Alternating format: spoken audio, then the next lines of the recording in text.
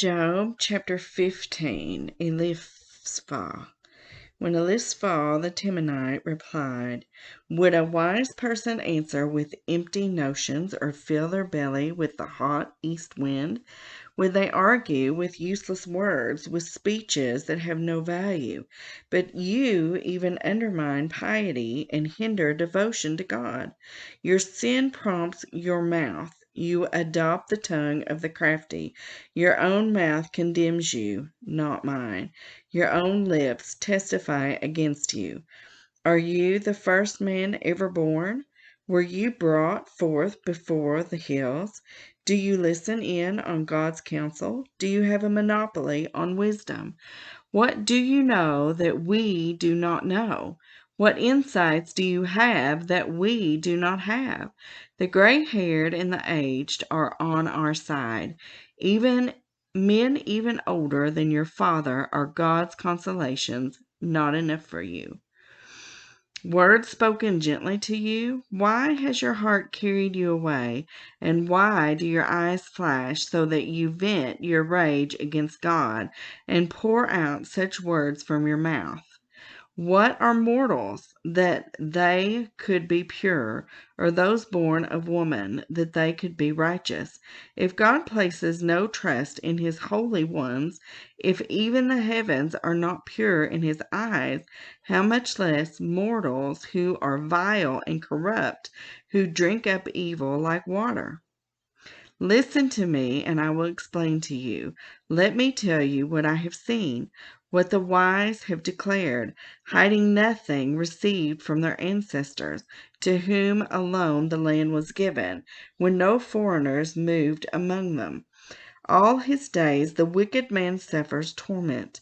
The ruthless man through all the years stored up for him. Terrifying sounds fill his ears.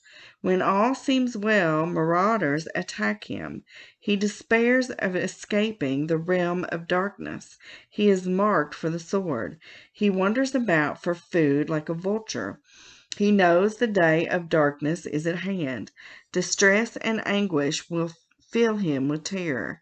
Troubles overwhelm him like a king poised to attack, because he shakes his fist at God and vaunts himself against the Almighty, defiantly charging against him with a thick, strong shield. Though his face is covered with fat and his waist bulges with flesh, he will inhabit ruined towns and houses where no one lives, houses crumbling to rubble. He will no longer be rich, and his wealth will not endure, nor will his possessions spread over the land. He will not escape the darkness. A flame will wither his shoots, and the breath of God's mouth will carry him away. Let him not deceive himself by trusting what is worthless, for he will get nothing in return. Before his time he will wither, and his branches will not flourish. He will be like a vine stripped of its unripe grapes, like an olive tree shedding its blossoms. For the company of the godless will be barren, and fire will consume the tents of those who love bribes. They conceive trouble and give birth to evil. Their womb fashions deceit. Job chapter 16. Then Job replied, I have heard many things like these. You are miserable comforters, all of you. Will your long-winded speeches never end? What ails you that you keep on arguing? I also could speak like you. If I were in my place, I could make fine speeches against you and shake my head at you.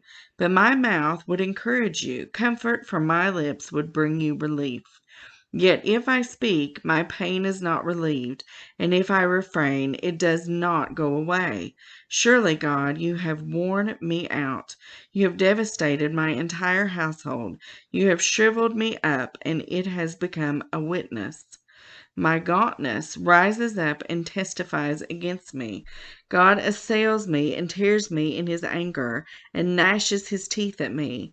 My opponent fastens me on his piercing eyes. People often People open their mouths to jeer at me.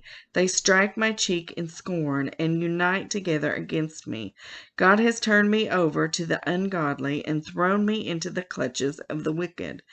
All was well with me, but he shattered me. He seized me by the neck and crushed me.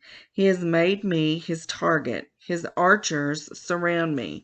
Without pity, he pierces my kidneys and spills my gall on the ground. Again and again he bursts upon me. He rushes at me like a warrior. I have sewed sackcloth over my skin and buried my brow in the dust. My face is red with weeping. Dark shadows ring my eyes. Yet my hands have been free of violence, and my prayer is pure. Earth, do not cover my blood. May my cry never be laid to rest. Even now, my witness is in heaven. My advocate is on high. My intercessor is my friend. As my eyes pour out tears to God on behalf of a man, he pleads with God as one pleads for a friend. Only a few years will pass before I take the path of no return.